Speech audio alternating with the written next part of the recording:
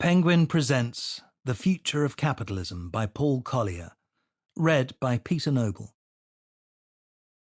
Part 1. Crisis. Chapter 1. The New Anxieties. Passion and pragmatism. Deep rifts are tearing apart the fabric of our societies. They're bringing new anxieties and new anger to our people, and new passions to our politics.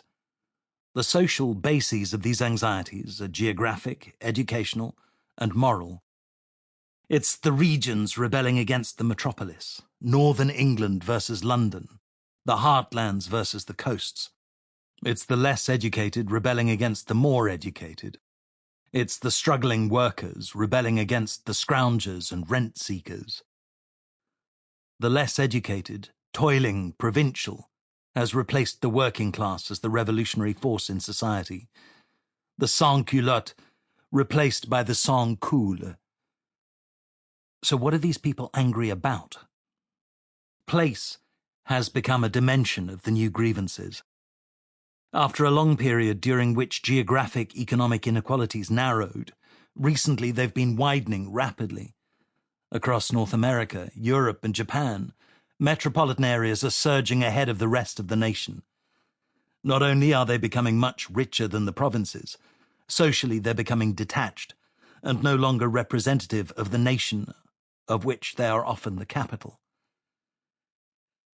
But even within the dynamic metropolis, these extraordinary economic gains are heavily skewed. The newly successful are neither capitalists nor ordinary workers. They are the well-educated with new skills. They have forged themselves into a new class, meeting at university, and developing a new shared identity in which esteem comes from skill. They've even developed a distinctive morality, elevating characteristics such as minority ethnicity and sexual orientation into group identities as victims. On the basis of their distinctive concern for victim groups, they claim moral superiority over the less well-educated. Having forged themselves into a new ruling class, the well-educated trust both government and each other more than ever.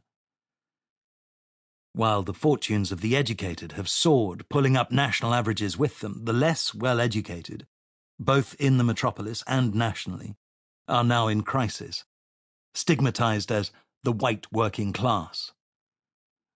The syndrome of decline began with the loss of meaningful jobs. Globalization has shifted many semi-skilled jobs to Asia, and technological change is eliminating many others. The loss of jobs has hit two age groups particularly hard: older workers and those trying to find their first job.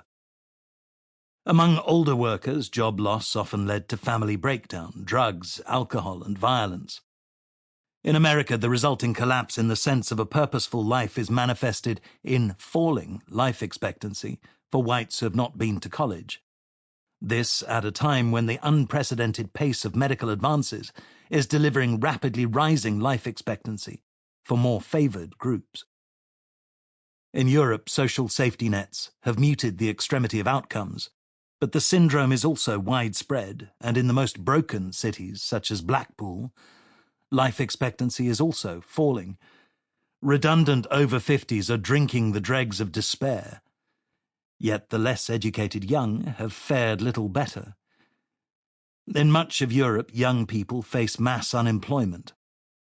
Currently, a third of young Italians are unemployed, a scale of job shortage last seen in the Depression of the 1930s. Surveys show an unprecedented level of youthful pessimism. Most young people expect to have lower living standards than their parents. Nor is this a delusion. During the past 4 decades, the economic performance of capitalism has deteriorated. The global financial crisis of 2008-9 made it manifest, but from the 1980s, this pessimism has been slowly growing. Capitalism's core credential of steadily rising living standards for all has been tarnished. It has continued to deliver for some, but has passed others by. In America, the emblem... Sample complete. Ready to continue?